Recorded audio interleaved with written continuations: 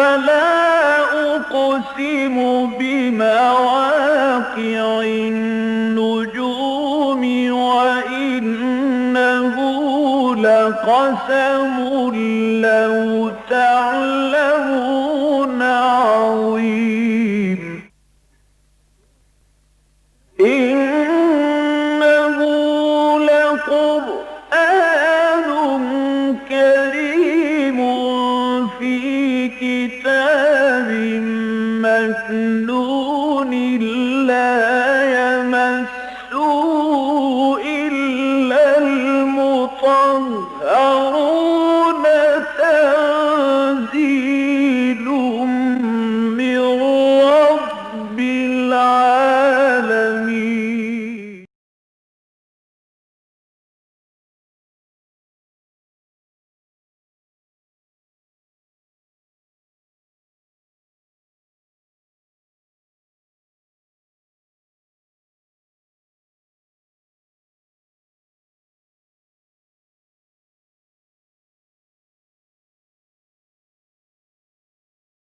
أعوذ بالله من الشيطان الرجيم. بسم الله الرحمن الرحيم. فإذا لقيتم الذين كفروا فضرب الرقاب حتى إذا أثخنتموهم فشدوا الوثاق فإما منا بعد وإما فداء حتى تضع الحرب أوزارها ذلك ولو يشاء الله لانتصر منهم ولكن ليبلو بعضكم ببعض والذين قتلوا في سبيل الله فلن يضل أعمالهم سيهديهم ويصلح بالهم ويدخلهم الجنة عرفها لهم. يا أيها الذين آمنوا إن تنصروا الله ينصركم ويثبت أقدامكم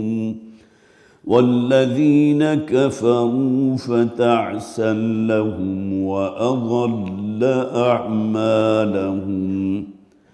ذلك بأنهم كرهوا ما أنزل الله فأحبط أعمالهم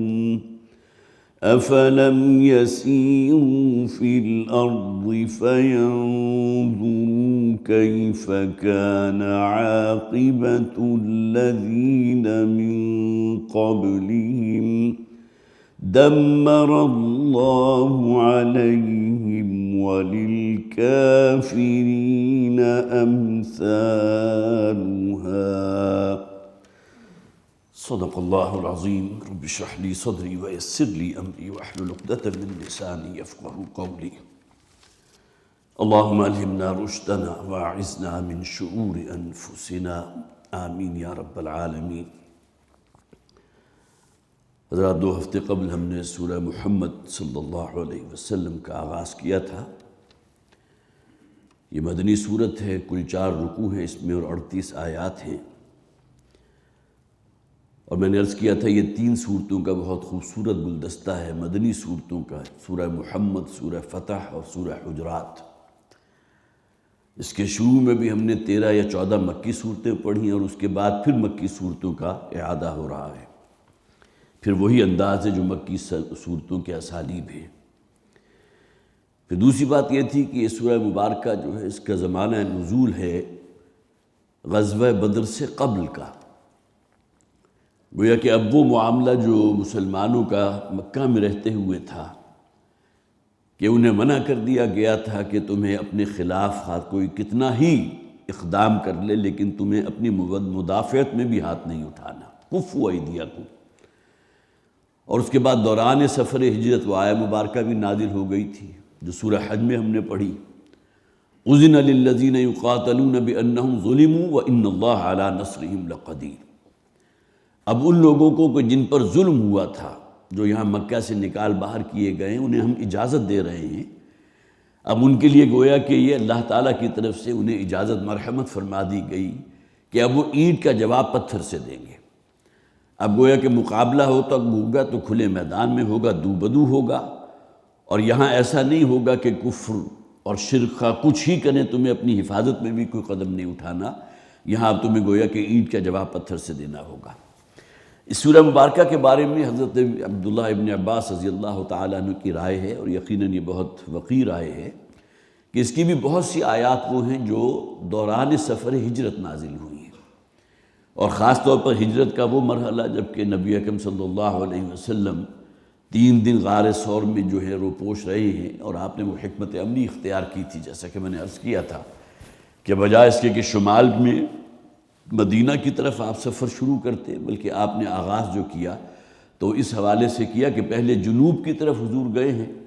اور جا کے غار ثور کے اندر کچھ عرصہ 3 دن جو ہے وہاں وہ موجود رہے ہیں، اور اس کے بعد پھر آپ نکلے ہیں، اور رستے میں پھر وہ مقام آیا تھا۔ ترمذی شریف کی یہ روایت موجود ہے جو حضرت عبداللہ ابن عباس رضی اللہ تعالیٰ عنہ اس کے راوی ہیں، کہ رستے میں وہ جگہ آئی کہ جہاں سے اگر آپ دائیں طرف کا رخ کرتے تو مکہ کا معاملہ تھا، چند ہی کوس کے فاصلے پر مکہ کی بستی موجود تھی، اور اگر آپ اپنے سفر کو سیدھا جاری رکھتے تو مدینہ کی طرف کا گویا کہ وہ شاہراہ تو نہیں تھی، لیکن یہ کہ بہرحال جو بھی پگڈنڈی ہوگی، جو بھی رستہ ہوگا، وہ مدینہ کی طرف جا رہا تھا۔ تو نبی اکرم صلی اللہ علیہ وسلم کے قلب مبارک کے اوپر جو ایک افسردگی تھی، اور ظاہر ہے کہ مکہ سے حضور کی جو محبت تھی، اور اس کا مظہر جو ہے حضور کے یہ الفاظ ہیں کہ حضور نے اس موقع پر اپنا رخ جو ہے مکے کی طرف کیا، اور پھر یہ کہ فرمایا کہ اے مکہ، میں جانتا ہوں کہ اللہ تجھے بہت محبوب رکھتا ہے، اس لیے کہ بیت اللہ مکہ میں موجود تھا، ظاہر ہے کہ اللہ کا گھر ہے، اللہ کو کتنی کو محبت ہے اس سے، ان کے نام لیواؤں سے، اس کے گرد طواف کرنے والوں سے۔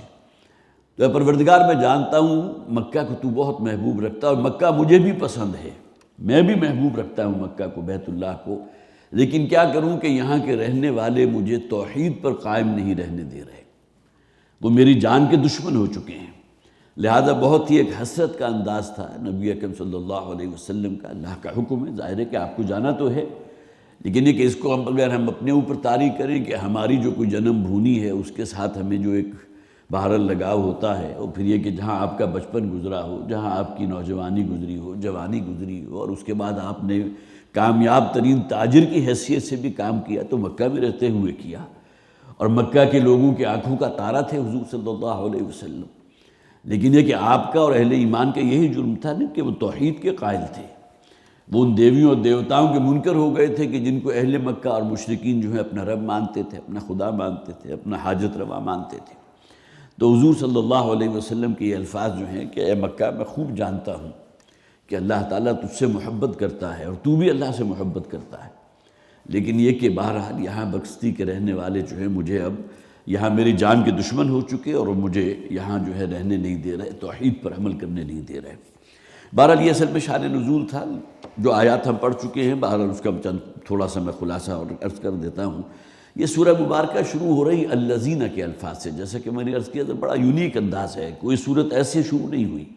یا حروف کو متقطعات سے ہے، یا الحمدللہ کے الفاظ سے، سبحان اللہ کے الفاظ سے، اللہ کی عظمت کا بیان ہو رہا ہے، کوئی قسمیں کھائی جا رہی ہیں، لیکن الذین کفروا وصدوا عن سبیل اللہ وضل اعمالہم، انداز بڑا انوکھا ہے۔ اور اسی طرح ہر آیہ مبارکہ جو ہے وہ ختم ہو رہی ہے بالکل ہی اچانک، جسے آپ کہیے ایبرپٹلی، جو عام طور پر ہوتا کیا ہے کہ آیت ختم ہوتی ہے ان اللہ علی کل شیء قدیر واللہ بکل شیء علیم، اسی طرح اللہ تعالیٰ کے اسماء الحسنی جو ہیں وہ آیت کے آخر میں آتے ہیں، لیکن یہاں کی تمام آیات دیکھیں گے اضل اعمالہم آیت ختم ہو رہی ہے، اسی طرح اصلح بالہم آیت ختم ہو رہی ہے، اسی طرح آگے چلیے تو للہ للناس امثالہم یہ بھی آیت ختم ہو گئی، عرفہا لہم اعمالہم بالہم، یہ انداز جو ہے جیسا کہ میں نے عرض کیا تھا کہ اور کسی صورت میں موجود نہیں، بڑا انوکھا انداز ہے۔ پھر یہ کہ یہ سورہ مبارکہ چونکہ نازل ہوئی ہے غزوہ بدر سے پہلے، لہٰذا اس کی جو اولین آیات ہیں اس کے بارے میں نے پچھلی مرتبہ بھی عرض کیا تھا، اب پھر اس کا کچھ میں اعادہ کر دوں گا انشاءاللہ، اس لیے کہ اس کا کنٹراسٹ ہے سورہ انفال کی آیات سے، کہ جہاں جب غزوہ بدر کے جو لوگ بھی 70 جو ہے جہنم واصل ہوئے تھے، 70 کو قید کر لیا گیا تھا، تو وہ موقع تھا کہ جب کہ نبی اکرم صلی اللہ علیہ وسلم پر، اور پھر یہ کہ آپ کے وہ ساتھی کہ جنہوں نے یہ فیصلہ کیا تھا کہ جو قیدی ہیں ان کو ہم گرفتار کر لیں اور ان کو فدیہ لے کر چھوڑ دیں یا ویسے ہی احسان کر کے انہیں چھوڑ دیں، تو اللہ تعالیٰ کو وہ ایک اجتہادی رائے جو تھی نبی اکرم صلی اللہ علیہ وسلم کی، حضرت ابوبکر صدیق رضی اللہ تعالیٰ عنہ کی احادیث بڑی سخت ہیں اس میں، وہ اللہ تعالیٰ کو پسند نہیں آئی، اور اللہ تعالیٰ نے کسی درجے میں وہاں جو ہے ایک خطاب فرمایا ہے، حضور کے ساتھ کا معاملہ بھی اور پھر یہ کہ صحابہ کا معاملہ بھی۔ ذالک بأن الذین کفروا اتبعوا الباطل وأن الذین آمنوا اتبعوا الحق، کچھ لوگ وہ ہیں کہ جو باطل کی پیروی کرنے والے ہیں اور وہ کہ جو حق کی پیروی کرنے والے ہیں، کذالک یضرب اللہ للناس امثالهم فإذا لقیتم الذین کفروا فضربوا الرقاب۔ اب یہاں اس بات کو واضح طور پر کہہ دیا گیا کہ جب بھی تمہاری مڈ بھیڑ ہو کافروں کے ساتھ، اللہ کے دشمنوں کے ساتھ، یہ مشرکوں کے ساتھ، تو فضرب الرقاب، تو اب ان کی گردنیں اڑاؤ، مارو ان کی گردنیں۔ گویا کہ پہلا حکم جو ہے، جو اللہ کے دشمن، اللہ کے رسول کے دشمن، اللہ کے دین کے دشمن، اعداء اللہ و اعداء الرسول و اعداء الدین، تو ان کے ساتھ کسی رو رعایت کا معاملہ نہیں ہونا چاہیے۔ اس میں تمہارے دل کے اندر کہیں کوئی پسیجگی یا رحمدلی ان لوگوں کے لیے نہیں ہونی چاہیے، خواہ مد مقابل تمہارا اپنا بیٹا کیوں نہ ہو۔ حضرت عبد الرحمن رضی اللہ تعالیٰ عنہ جو بعد میں ایمان لائے، حضرت ابوبکر کے بیٹے ہیں، اور حضرت ابوبکر سے ایک موقع پر جبکہ وہ ایمان لا چکے تھے، حضرت عبد الرحمن ایک موقع پر انہوں نے کہا تھا، ابا جان غزوہ بدر کے دن آپ میری تلوار کی زد میں آ گئے تھے، اور میں چاہتا تو آپ کی جان لے سکتا تھا، لیکن میں نے آپ کی رعایت کی۔ آئے تھے کفر کی طرف سے، باطل کی طرف سے، اور یہاں حضور کے ساتھی ہیں حضرت ابوبکر صدیق رضی اللہ تعالیٰ عنہ۔ تو جواباً جو حضرت ابوبکر نے فرمایا تھا، واقعہ یہ ہے کہ کوئی شخص جو ہے یہ کہنے کے لیے جو جرت چاہیے، وہ فرماتے ہیں خدا کی قسم اگر تم میری تلوار کی زد میں آ جاتے تو میں کبھی اپنی تلوار نیچی نہ کرتا۔ اب یہ اصل میں معاملہ ہے، اس لیے کہ انہیں معلوم تھا کہ یہ جو آئے ہیں تو دین کو ختم کرنے آئے ہیں، وہ محمد رسول اللہ صلی اللہ علیہ وسلم کی جان لینے کو آئے ہیں، وہ اللہ کے دشمن، اللہ کے دین کے دشمن ہیں۔ فضرب الرقاب، تو اب اس میں تو اس کے سوا اور کوئی چارہ نہیں ہے کہ ان کی گردنیں مارو، قتل عام کرو، جو مٹ بھیڑ ہو۔ یہ نہیں کہ عام کافر کو جس کو آپ نے دیکھا اور اس کی گردن جو ہے اس کے تن سے جدا کر دی، نہیں، یہ خاص طور پر اذا لقیتم الذین کفروا، جب تمہاری مٹ بھیڑ ہو کافروں کے ساتھ۔ اب یہ گویا کہ کوئی جنگ کی بات ہو رہی ہے۔ ایک تو وار ہے کہ جو نبی اکرم صلی اللہ علیہ وسلم جب مدینہ تشریف لے آئے تو تقریباً 7-8 برس جو ہے وہ وار پیریڈ رہا ہے، اور ایک بیٹلز ہوتی ہیں جنہیں ہم جنگ کہتے ہیں، جنگ بدر ہے، جنگ احد ہے، جنگ احزاب ہے، غزوہ بنو مصطلق ہے، بہت سے سرایا حضور نے بھیجے، اگرچہ وہ حالت وار تھی، حالت جنگ تھی، لیکن اس کے اندر یہ بیٹلز ہیں۔ تو جب تک کہ وہ جنگ سرد نہ ہو جائے، جب تک کہ یہ کفر اور مشرکوں کی کمر نہ ٹوٹ جائے، اس وقت تک گویا کہ اجازت نہیں ہے کہ ان کو کوئی قیدی بنا لیا جائے، ان کے ساتھ کوئی رو رعایت کا معاملہ کیا جائے، یا انہیں احسان کرتے ہوئے ان کو رہا کر دیا جائے، یا فدیہ دے کر ان کو آزاد کر دیا جائے۔ فضرب الرقاب، تو اب ان کی گردنیں اڑا۔ حتیٰ اذا اثخنتموہم، اب دیکھیے یہ الفاظ بڑے سخت ہیں، ظاہر ہے کہ جو لوگ مستشرقین اسلام پر اعتراض کرتے ہیں تو یہ کہتے ہیں اسلام میں تو بڑی سختی ہے، اور جو سزائیں اسلام نے دی ہیں خاص طور پر رجم کی سزا ہے، قصاص ہے، یہ تمام چیزیں اس کو عام دنیا تو آرام سے قبول نہیں کرتی، اگرچہ اپنے طور پر وہ کتنے ہی ٹارچر کے انداز اختیار کر کے لوگوں کو ہلاک کر دیں، لیکن یہ کہ اگر کوئی حد کے طور پر یا کوئی قانون سازی ہو رہی ہے تو اس کے خلاف اٹھ کھڑے ہوتے ہیں۔ اور رجم کی سزا کو جو ہے بہت وحشیانہ سزا بھی کہا گیا، ہمارے مسلمان جو حکمران ہیں ان کی طرف سے بھی کہا گیا بڑی وحشیانہ سزا ہے، اس لیے کہ بعض نشان عبرت بنانا مقصود ہوتا ہے نا۔ تو الفاظ بظاہر وہ ہے کہ ان کی گردنیں مارو، ان کو قتل کر دو، پھر وہی بات میں دوبارہ ریپیٹ کروں گا، اس لیے کہ وہ اللہ کے دشمن ہیں، اللہ کے دین کے دشمن ہیں، اللہ کے رسول صلی اللہ علیہ وسلم کے دشمن ہیں۔ حتیٰ اذا اثقلتموہم فشدوا الوثاق، اب یہ وہ حکم ہے کہ جب تم ان کی طاقت کو کچل چکو تو پھر اب ان کو قیدی بنا، فشدوا الوثاق، تو اب ان کو گویا کہ بیڑیاں ڈال دو، ان کو ہتھکڑیاں ڈال دو، ان کو قید کر لو، اجازت ہے۔ لیکن یہ الفاظ بہت اہم ہیں، جب تم خوب خون ریزی کر چکو، گویا کہ کفر کی ہمت اور کفر کی طاقت جو ہے ان کو بالکل تم کچل چکو، ختم کر چکو، تو اس صورت میں تم یہ قیدی بنا سکتے ہو، فَإِمَّا مَنًّا بَعْدُ وَإِمَّا فِدَاء۔ تو اب اس میں مختلف صورتیں ہو سکتی ہیں، آپشنز موجود ہیں۔ جو قیدی حاصل ہوئے ان کے ساتھ تم کیا کرو گے؟ ابھی بہت خوبصورت واقعہ میں آپ کو بتاؤں گا غزوہ بنو مصطلق کے موقع پر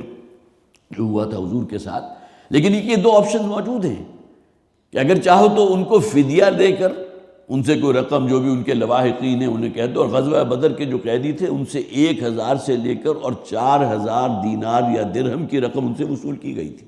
جن کو رہا کیا گیا۔ بعضوں کو جو ہے ان کی اس سے کوئی خدمت لے لی گئی،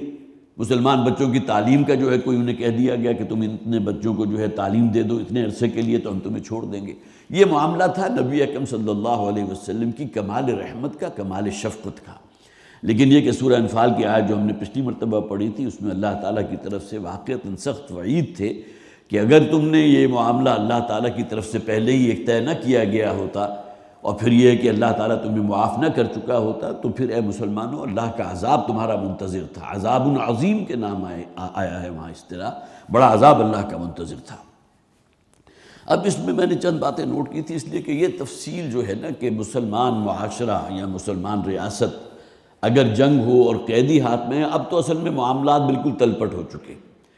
اب تو جو بمباری ہوتی ہے تو وہاں تو کوئی تمیز نہیں ہوتی نا، بچے حالانکہ جنگی قیدیوں کے بارے میں بہت تاکیدی حکم ہے کہ عورتوں کی عزت پامال نہیں ہونی چاہیے، بچوں کے ساتھ معاملہ ظلم کا نہیں ہونا چاہیے، بوڑھوں کے ساتھ روح رعایت ہونی چاہیے۔ ہاں جو جنگ میں جو گویا کہ جنگ میں بالفعل حصہ لے رہے ہیں ان کے ساتھ معاملہ ہوگا کہ ان کو قتل بھی کیا جائے گا اور ان کو قیدی بھی بنایا جائے گا، اور پھر یہ کہ جنہیں قیدی بنا لیا جائے ان کے ساتھ جو حسن سلوک ہمارا دین اس کی ہدایت کرتا ہے۔ واقعہ یہ ہے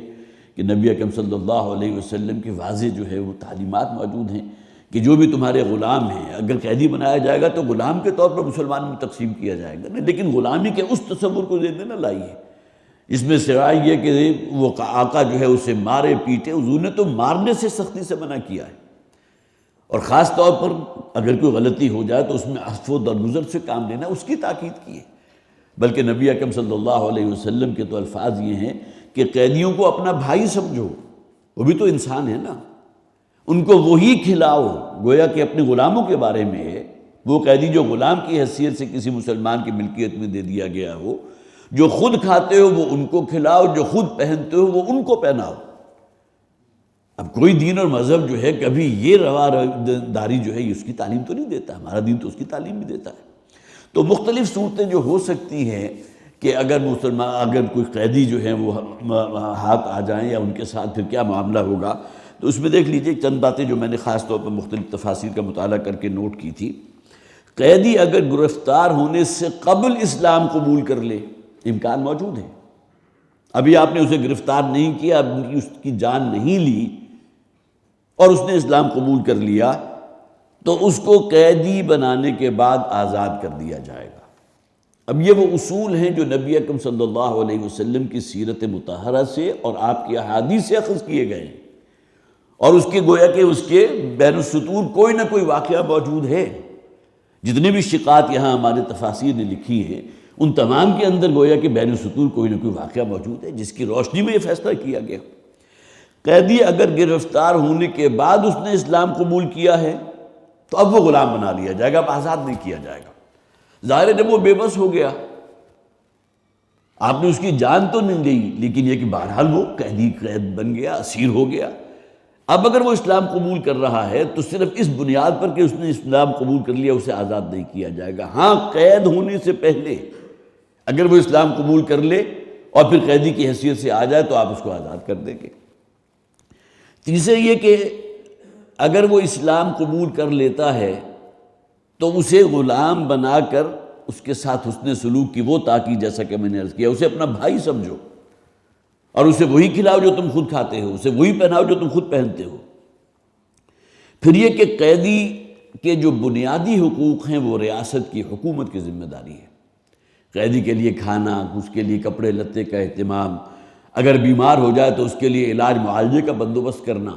یہ نہیں کہ یہ تو قیدی ہے، یہ تو گویا کہ انسان ہے ہی نہیں، اب جو چاہیں آپ اس کے ساتھ سلوک کریں، اگر بیمار ہے تو مرتا ہو ہمیں اس کی کیا فکر ہے،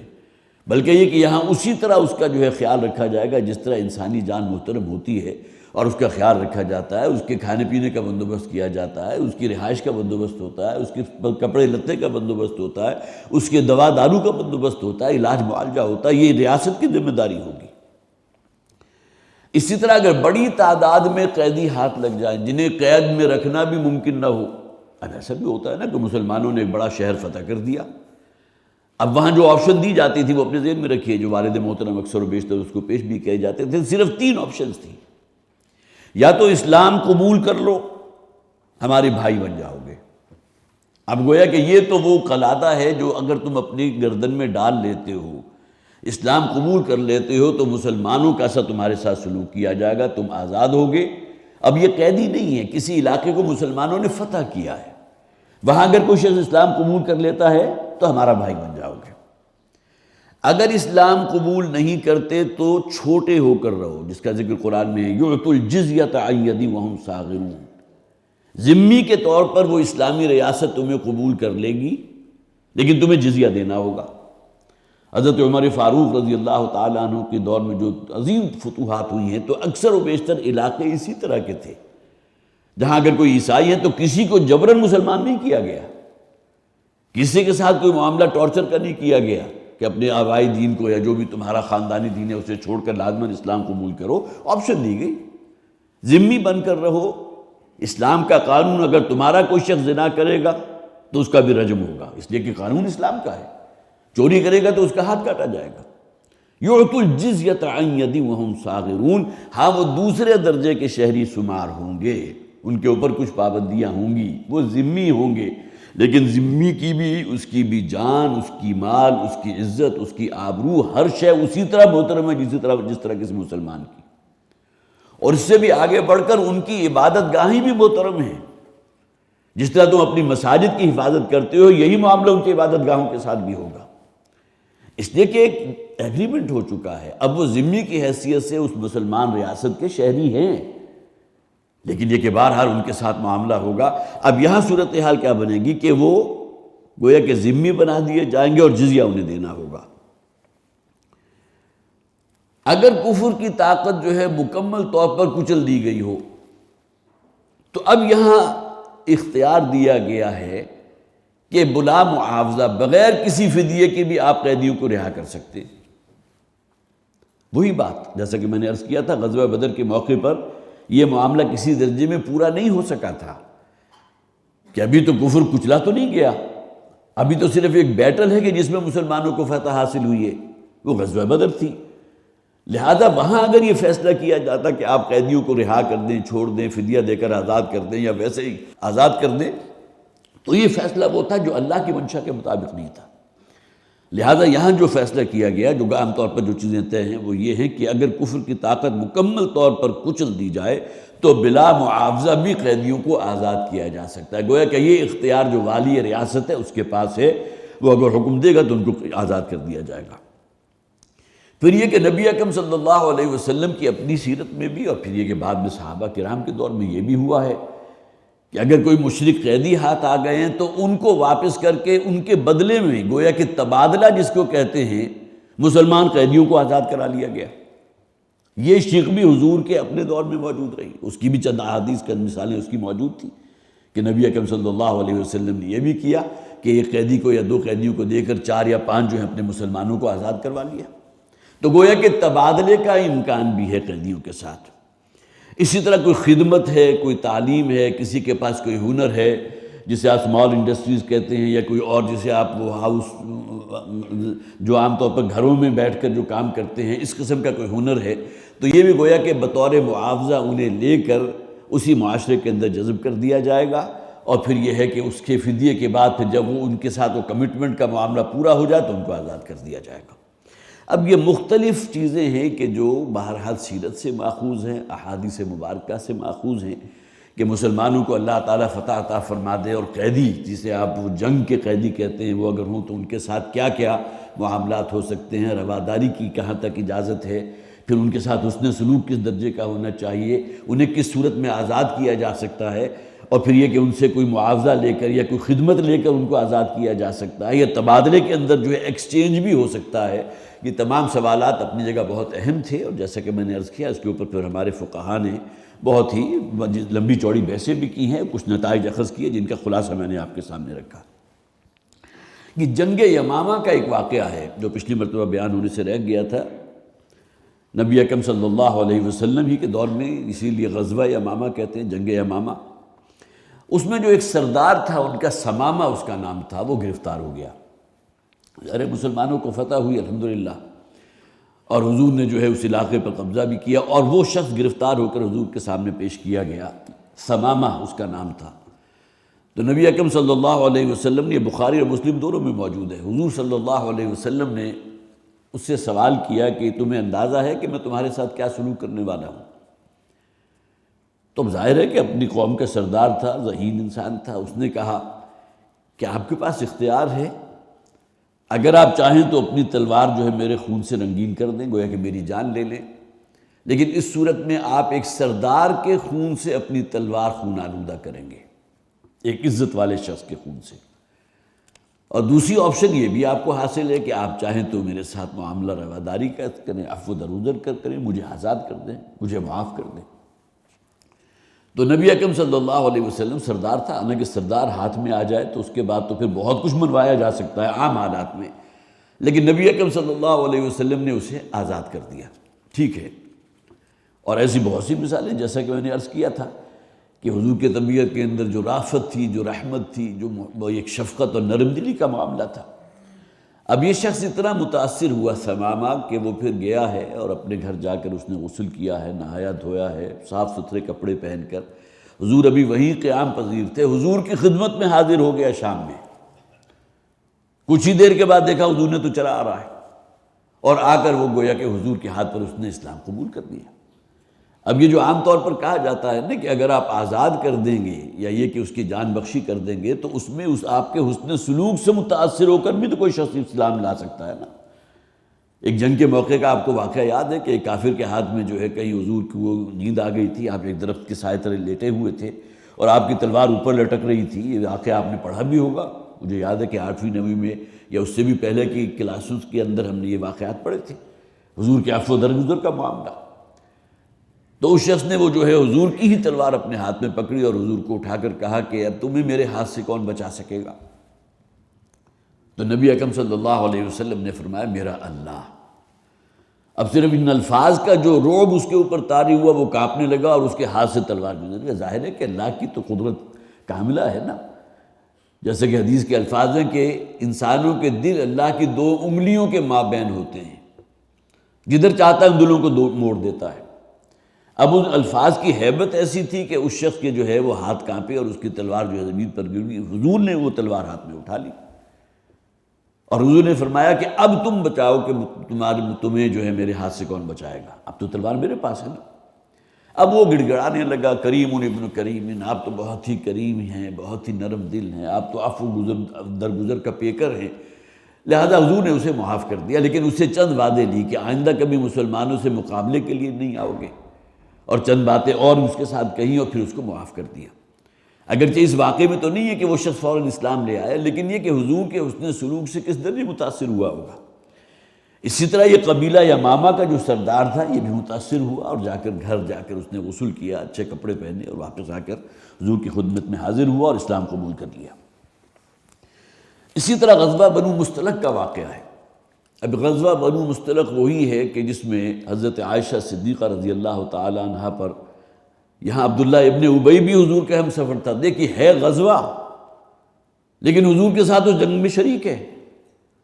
اور اگر جنگ میں شریک ہے تو ظاہر ہے کہ وہاں تو امکان اس بات کا ہے کہ جان بھی جا سکتی ہے، زخمی بھی ہو سکتا ہے، کوئی ہاتھ بھی کٹ سکتے ہیں، پاؤں ٹانگ بھی کٹ سکتی ہے، لیکن کہ حضور کے ساتھ شریک ہے۔ اور واپسی پہ اس نے وہ انتہائی گھناؤنی حرکت کی تھی کہ حضرت عائشہ صدیقہ رضی اللہ تعالی عنہ کے اوپر وہ تہمت لگائی جس کا ذکر سورہ نور کے اندر موجود ہے، واقعہ افک۔ تو اسی غزوہ بنی مستلق کی بات ہے کہ جو چند قیدی اور کچھ جو ہیں وہ خواتین جو ہیں جو قیدی ہو کر آئی تھیں، تو ان میں تھی حضرت جویریہ رضی اللہ تعالی عنہ۔ اب یہ وہ ہیں جو حضور کے حرم میں داخل ہو گئی۔ تو نبی اکرم صلی اللہ علیہ وسلم نے ان کے بارے میں فیصلہ کیا کہ وہ ان کے ساتھ نکاح کریں گے اور پھر یہ کہ انہیں اپنے حرم میں داخل کریں گے۔ اب جب صحابہ کرام کو حضور کے اس ارادے کا علم ہوا یا حضور نے بالفعل گویا کہ ان سے نکاح کر لیا، اب دیکھیے حالانکہ جنگ کا موقع ہے، وار پیریڈ ہے، اور اس میں آپ کے غزوے سے واپسی ہو رہی ہے، لیکن یہ کئی واقعہ بھی اس میں ہو رہا ہے۔ تو حضرت جویریہ کو کے ساتھ جب حضور صلی اللہ علیہ وسلم کا وہاں جو ہے وہ ایجاب و قبول ہو گیا، نکاح ہو گیا، تو اس موقع پر جو قیدی مسلمان جو وہاں اس حضور کے ساتھ اس غزوے میں ساتھ موجود تھے، غزوہ بنو مصطلق کے اندر، تو ان مسلمانوں کو جب معلوم ہوا کہ حضور نے ان سے نکاح کر لیا تو انہوں نے اپنے ان قیدیوں کو جو مشرکین تھے ان کو رہا کر دیا، گویا کہ اسی بنیاد کے اوپر کہ اب گویا کہ اس قبیلے کی ایک خاتون حضور کے نکاح میں آ چکی ہیں، اور انہوں نے اس کا احترام کرتے ہوئے گویا کہ جسے آپ کہیے نا کہ اب تو وہ ایک بھائی بند والا معاملہ ہو گیا نا، لہذا انہوں نے، اور وہ روایت میں ہے غالباً تفہیم القرآن میں کہ 100 کی تعداد میں وہ تھے کہ جو قیدی بنا لیے گئے تھے جنہیں آزاد کر دیا۔ اب یہ معاملات وہ ہوتے ہیں کہ جس میں پھر وہ حسن سلوک جو ہے وہ اصل میں وہ کی رول ادا کرتا ہے کہ اگر اس درجہ احترام ہے ان لوگوں کے اندر، اور اس بنیاد کے اوپر جو ہے انہوں نے ہمیں آزاد کر دیا، حالانکہ چاہتے تو ہماری جان بھی لے سکتے تھے، ہمیں ساری زندگی کے لیے غلام بنا کر رکھ سکتے تھے۔ تو یہ وہ چیزیں ہیں کہ جو ہمیں سیرت کے مطالعے سے ملتی ہیں، جس سے معلوم ہوتا ہے کہ بہرحال وہ بھی انسان ہیں اور ان کے ساتھ جو بھی معاملہ ہونا چاہیے وہ انسانیت کی جو ہے وہ سطح پر ہونا چاہیے۔ فَإِذَا لَقِيتُمُ الَّذِينَ كَفَرُوا فَضَرْبَ الرِّقَابِ حَتَّى إِذَا أَثْخَنْتُمُوهُمْ فَشُدُّوا الْوَثَاقَ فَإِمَّا مَنًّا بَعْدُ وَإِمَّا فِدَاءً۔ اب تمہارے پاس آپشن ہے، چاہے تو انہیں احسان کرتے ہوئے رہا کر دو اور چاہے تو ان سے فدیہ لے لو۔ وہ مختلف جو شکلیں ہو سکتی تھی اس کا خلاصہ بھی میں نے آپ کے سامنے رکھ دیا۔ حَتَّى تَضَعَ الْحَرْبُ أَوْزَارَهَا، اب یہ الفاظ جو آخر میں آئے ہیں یہ ہے اصل میں اصل شے، جب تک کہ کفار سرنڈر نہ کر دیں کلیتاً اپنے آپ کو، جب تک کہ جنگ سرد نہ ہو جائے، تضع الحرب اوزارہا، یہاں تک کہ لڑائی اپنے ہتھیار نہ ڈال دے،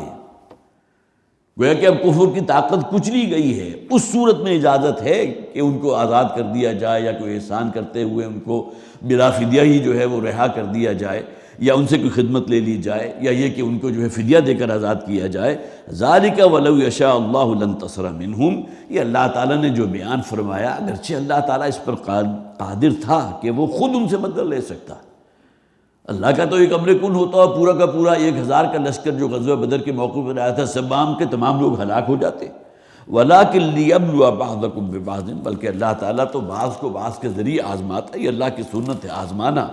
وَالَّذِينَ قُتِلُوا فِي سَبِيلِ اللَّهِ فَلَن يُضِلَّ أَعْمَالَهُمْ، اور وہ لوگ کہ جو اللہ کے راستے میں قتل کر دیے گئے تو ان کے جو بزعم خاطر جو سمجھتے ہیں کہ کوئی نیک اعمال ہیں، ہم نے حاجیوں کی بڑی خدمتیں کی ہیں، ہم نے ان کے لیے رہائش کا بندوبست کیا، سقایت الحاج و عمارت المسجد الحرام، اور ہم نے جو ہے یہ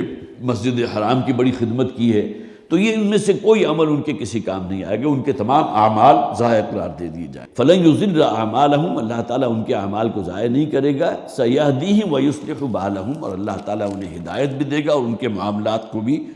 درست فرما دے گا۔ بالہم سے مراد دونوں قسم کی چیزیں ہیں، ان کے آئندہ کے احوال بھی اللہ تعالیٰ درست فرما دے گا، اور دوسرا یہ کہ ان کے دلوں کو بھی راہیاب کر دے گا۔ یہ کن لوگوں کا ذکر ہو رہا ہے کہ اللہ چاہتا تو مدد کر سکتا تھا، اللہ چاہتا تو ان سے بدلہ بھی لے سکتا تھا، لیکن اللہ تعالیٰ بعض کو بعض کے ذریعے آزمانا چاہتا ہے۔ والذین قتلوا فی سبیل اللہ، یہ اجر و ثواب ان لوگوں کے لیے ہے جو اللہ کے راستے میں قتل کر دیے جائیں یا جو اپنی جان سے چلے جائیں۔ یا ایھا الذین آمنوا ان تنصروا اللہ ینصرکم سیہدیہم ویصلح بالہم، اور اللہ تعالیٰ انہیں ہدایت بھی دے گا اور ان کے معاملات کو درست فرما دے گا۔ ویدخلہم الجنۃ عرفہا لہم، اور اللہ تعالیٰ انہیں اس جنت میں داخل کرے گا جو انہیں خوب اچھی طرح یاد ہوگی۔ اب اس کے کئی تراجم کیے گئے ہیں۔ عرفہا لہم، کسی شے کی پہچان کروا دینا، گویا کہ ابھی وہ شہید ہوئے ہی ہیں کہ انہیں جنت کا مقام دکھا دیا جائے گا۔ مسند احمد کی روایت جو میں نے آپ کو سنائی تھی کہ جو شخص بھی اللہ کے راستے میں شہید ہوتا ہے تو 6 انعامات اللہ تعالیٰ اسی وقت اس کے لیے لکھ دیتا ہے، پوری زندگی کے تمام گناہ معاف ہو جاتے ہیں۔ نمبر 1، جنت میں اس کا محل اسے دکھا دیا جاتا ہے۔ نمبر 2،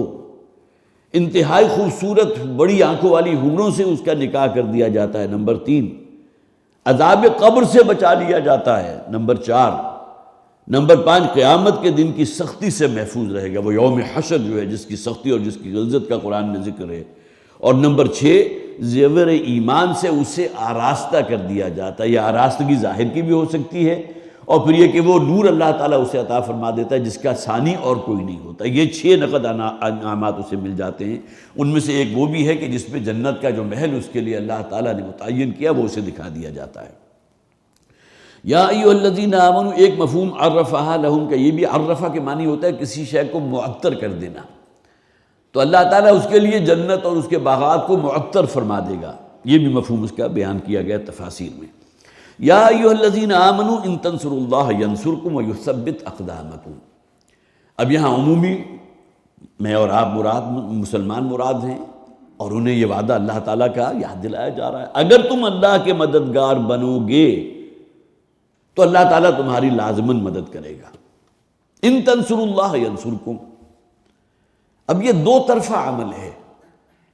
اللہ کی مدد کیا ہے کہ اللہ کے احکامات کو پاؤں تلے نہ روندو، ورنہ تو اللہ سے دشمنی ہوگی نا۔ اگر اللہ کے باغی اور سرکش بن کر کھڑے ہو گئے اور اس کی شریعت کو پاؤں تلے روندنے لگے تو یہ کیا ہے؟ یہ تو اللہ کے ساتھ دشمنی ہے، اللہ کے خلاف بغاوت ہے، سرکشی ہے۔ تو ان تنصروا اللہ ینصرکم، اگر تم اللہ کی مدد کرو گے، گویا کہ اللہ کی ہدایت کے پیروکار بن جاؤ گے، اللہ کے رسول صلی اللہ علیہ وسلم کا اتباع کرو گے، اور پھر اس دین کی مدد کرو گے جو دے کر محمد رسول اللہ صلی اللہ علیہ وسلم کو بھیجا گیا۔ کتنے ہی غزوات ہیں جس میں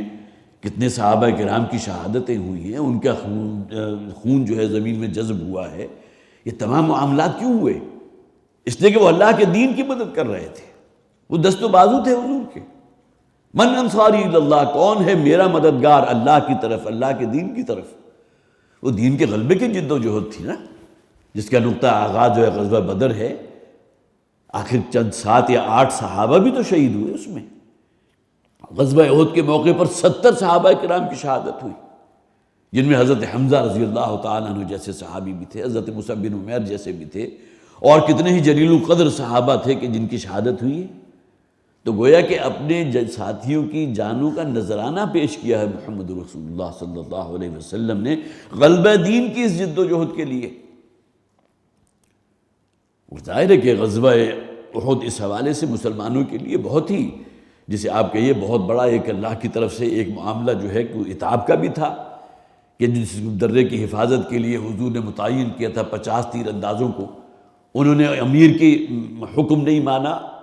اور پھر یہ کہ حضور کی واضح ہدایت کے باوجود اس درے کو چھوڑ کر نیچے اتر آئے،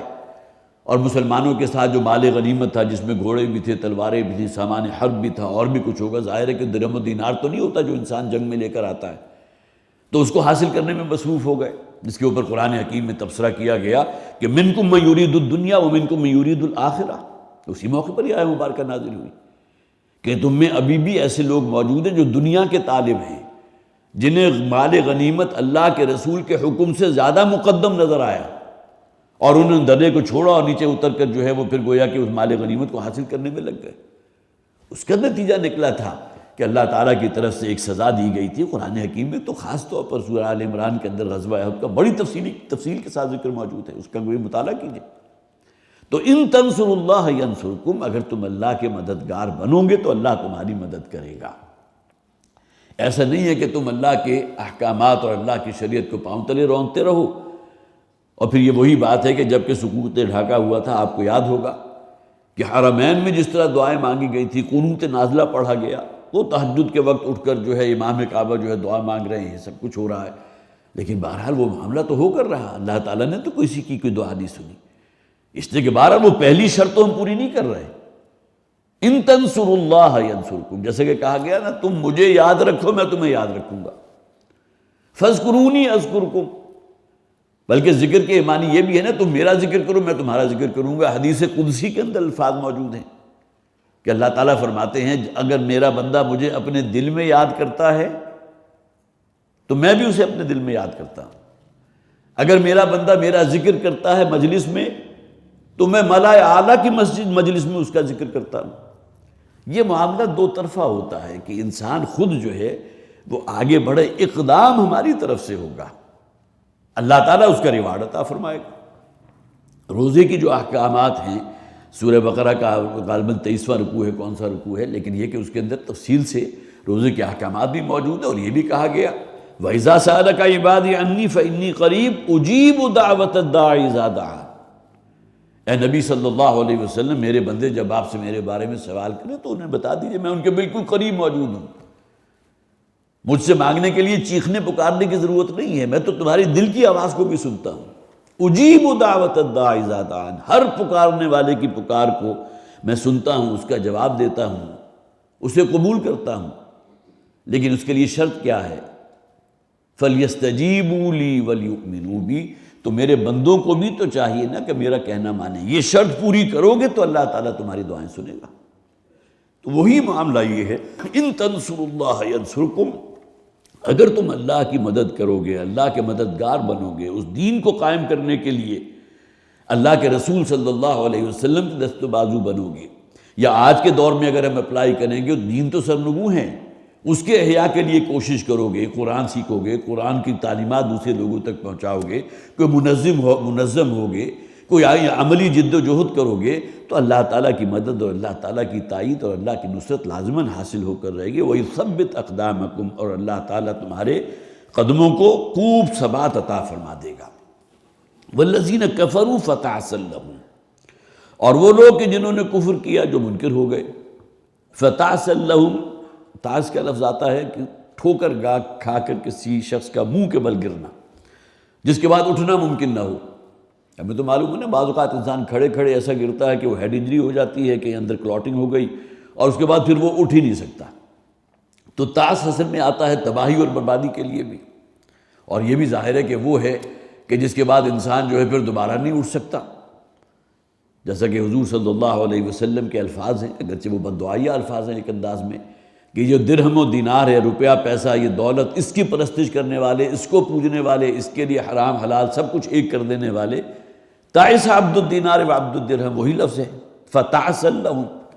تباہ ہو جائے، ہلاک اور برباد ہو جائے وہ شخص جو درہم و دینار کی بندگی میں لگا ہوا ہے، اس کا تو دین اور دنیا سب کچھ پیسہ ہی پیسہ ہے، بس اسی کے لیے پیچھے پڑا ہوا ہے۔ تو یہ تاس کا لفظ آتا ہے ٹھوکر کھا کر گرنا، منہ کے بل گرنا، یا یہ کہ بہرحال یہ الفاظ جو ہے کسی کے وہ پھٹکار ڈالنے کے لیے بھی آتے ہیں، کسی کو ملعون قرار دینے کے لیے بھی آتے ہیں۔ اگرچہ مسلمانوں کو تو نبی اکرم صلی اللہ علیہ وسلم نے کہہ دیا کہ کسی کو طعنہ دینے والا، کسی کو لعنت ملامت کرنے والا بھی مومن نہیں ہو سکتا، لیکن اللہ تعالیٰ تو الرب رب، اللہ تو ہے نا، وہ تو سب سے بڑا ہے، لہذا اگر وہ کہتا ہے فتعسا لہم، تو لعنت ہو ان لوگوں کے اوپر، پھٹکار ہو ان لوگوں کے اوپر، تو اس میں تو کوئی ایسی بات نہیں، یہ ہیں ہی وہ کہ جو اللہ کے دشمن ہیں، اللہ کے دین کے دشمن ہیں۔ والذین کفروا فتعسا لہم، تو ان کے لیے جو تباہی اور بربادی ہے اور ان کا نامرادی ہے، وَأَضَلَّ أَعْمَالَهُمْ، اور اللہ تعالیٰ ان کے جو کوئی نیک اعمال ہوں گے، جیسا کہ میں نے عرض کیا تھا، بیت اللہ کی خدمت کرنا، حاجیوں کو کھانا کھلانا پلانا، ان کے لیے رہائش کا بندوبست کرنا، اور پھر یہ کہ کوئی صدقہ و خیرات بھی کر دینا، پھر یہ کہ کوئی جانور ذبح کر دینا اپنے دیوی یا دیوتا کے نام پر، اور دیوی دیوتا کون ہوتے تھے؟ جنہیں یہ سمجھتے تھے کہ اللہ کی بیٹیاں ہیں، فرشتے ہیں، ان کے مجسمے بنا کر جو ہے بیت اللہ کے اندر 360 کی تعداد میں وہ بھی تو موجود تھے نا۔ تو جو کوئی ان کی دانست میں اگر کوئی نیک اعمال تھے بھی، تو اللہ تعالیٰ ان سب کو ضائع کر دے گا، اب وہ وہاں ان کے کسی کام نہیں آئیں گے۔ ذَلِكَ بِأَنَّهُمْ كَرِهُوا مَا أَنزَلَ اللَّهُ فَأَحْبَطَ أَعْمَالَهُمْ، یہ اصل میں انہیں جو سزا مل رہی ہے وہ تعسا لہم، جو وہ پھٹکار اور جو لن ملعون قرار دے دیے گئے ہیں، اور تباہی اور بربادی ان کا جو مقدر ہوگی، اور اپنی دانست میں جنہیں نیک اعمال سمجھتے تھے وہ بھی عقارت قرار دے دی جائیں گے۔ کس لیے؟ بِأَنَّهُمْ كَرِهُوا مَا أَنزَلَ اللَّهُ، کہ اللہ تعالیٰ نے جو قرآن نازل کیا تھا، اس کی ہدایت، اس سے انہوں نے کراہت اختیار کی، اس کو قبول نہیں کیا، حالانکہ قرآن کی پکار انسان کی فطرت کی پکار ہے، وہ انسان کی فطرت کے بالکل قریب ہو کر بات کرتا ہے۔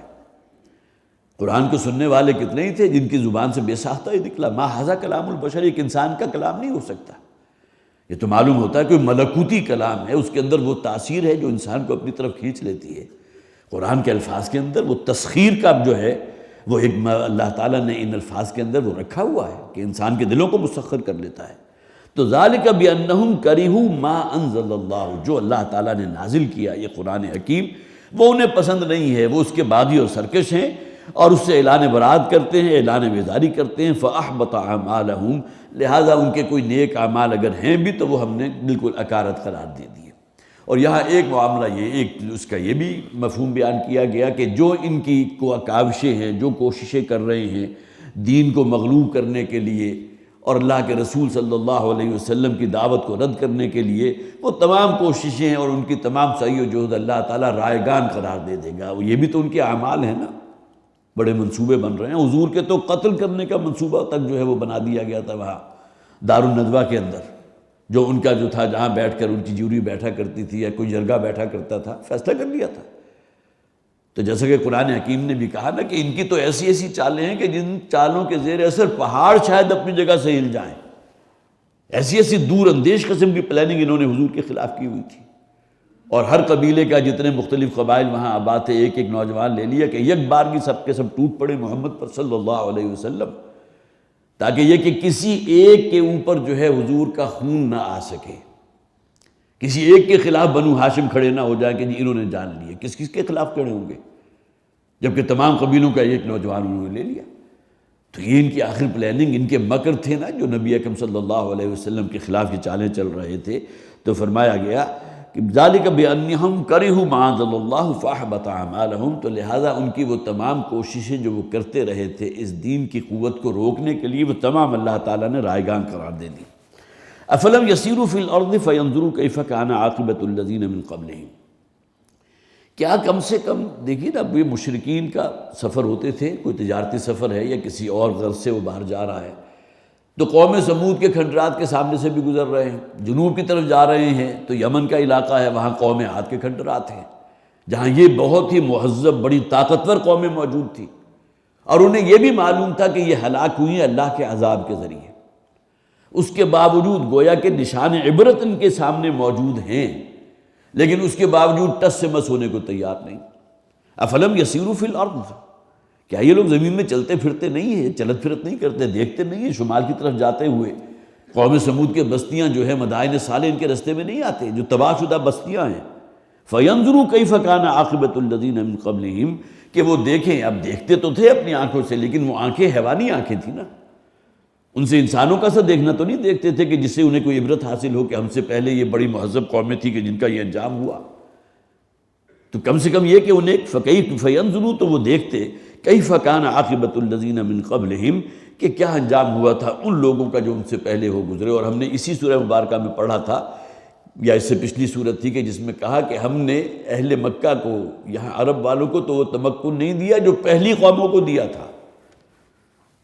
جو طاقت ان کے پاس تھی، جو تہذیب ان کی تھی، یہ تو اس کے مقابلے میں بہت کم ہے۔ تو ان کا جو حشر ہوا وہ ان کی نگاہوں کے سامنے ہے، لیکن اس سے عبرت حاصل کرنے کو تیار نہیں ہے۔ فَيَنظُرُوا كَيْفَ كَانَ عَاقِبَةُ الَّذِينَ مِن قَبْلِهِمْ دَمَّرَ اللَّهُ عَلَيْهِمْ، اللہ تعالیٰ نے انہیں ملیا میٹ کر دیا، ان کا کچوبر نکال دیا، ان کو ہلاک کر ڈالا۔ فَدَمَّرْنَاهُمْ، دمر کا لفظ آتا ہے جس طرح ہوتا ہے نا کسی شے کو کوٹ کوٹ کر ختم کر دینا، تو ان قوموں کا تو اب کوئی وجود نہیں ہے۔ ہاں مسکن ان کے موجود ہیں، پہاڑوں کے اندر تراشیدہ گھر جو ہیں وہ بھی آج بھی موجود ہیں نشان عبرت کے طور پر۔ ان میں وہ قومیں آباد تھیں جو اپنے وقت کی فرعون قومیں تھیں، ان کا کیا حشر ہوا؟ فَيَنظُرُوا كَيْفَ كَانَ عَاقِبَةُ الَّذِينَ مِن قَبْلِهِمْ دَمَّرَ اللَّهُ عَلَيْهِمْ، اللہ تعالیٰ نے ہلاکت ان پر مسلط کر دی، تباہ و برباد کر دیا۔ وَلِلْكَافِرِينَ أَمْثَالُهَا، اور ان کافروں کو یہی کی مثالیں ہیں کہ جو ان کے سامنے رہنی چاہیے۔ ان جو تباہ ہوئے ان سے پہلے بھی کتنی قومیں تھیں کہ جن کو ہم نے تباہ کر دیا، لیکن وہی معاملہ جو ایک تعصب ہوتا ہے اپنا آبائی دین، ہمارا جو روایات چلی آ رہی ہیں، جو ہماری خرافات چلی آ رہی ہیں، بتوں کے نام پر قربانی کرنا اور اس قربانی کے خون سے اس بت کے جسم کو لتھیڑ دینا یا بیت اللہ کی دیواروں کو لتھیڑ دینا، ہم نے اپنے آباء و اجداد کو، اپنے باپ دادا کو یہ کرتے دیکھا، لہٰذا ہم تو اس لکیر سے جو ہے ہٹنے کو تیار نہیں۔ تو اللہ تعالیٰ فرماتے ہیں کہ دمر اللہ علیہم وللکافرین امثالھا، اور ایسی چیزیں ہیں کہ جو پھر بہرحال ان کافروں کے لیے گویا کہ نشان عبرت بنتی ہیں، ان لوگوں کے لیے نشان عبرت تو انہی کے لیے ہوں گی جو اس سے کوئی سبق حاصل کریں گے، لیکن یہ اندھے اور بہروں کی طرح وہاں سے گزر جاتے ہیں اور پھر یہ ہے کہ اس کی طرف متوجہ نہیں ہوتے کہ دیکھتے اور سوچتے کہ یہ انجام ہمارا بھی ہو سکتا ہے۔ بس یہی آج کا ہم درس ختم کر رہے ہیں۔ اللہ تعالی ہمیں توفیق عطا فرمائے کہ جو قرآنی جو بھی آیات ہم پڑھ رہے ہیں، اب اپنا بھی جائزہ لیں، ہم کہاں کھڑے ہوئے ہیں، اللہ کی اطاعت، اللہ کی فرمانبرداری، آیا اس شاہراہ پر ہم ہیں جسے قرآن حکیم صراط مستقیم کہتا ہے۔ اللہ تعالی ہمیں اس کی توفیق عطا فرمائے۔ بارک اللہ لی ولکم فی القرآن العظیم ونفعنی وإیاکم بالآیات والذکر الحکیم۔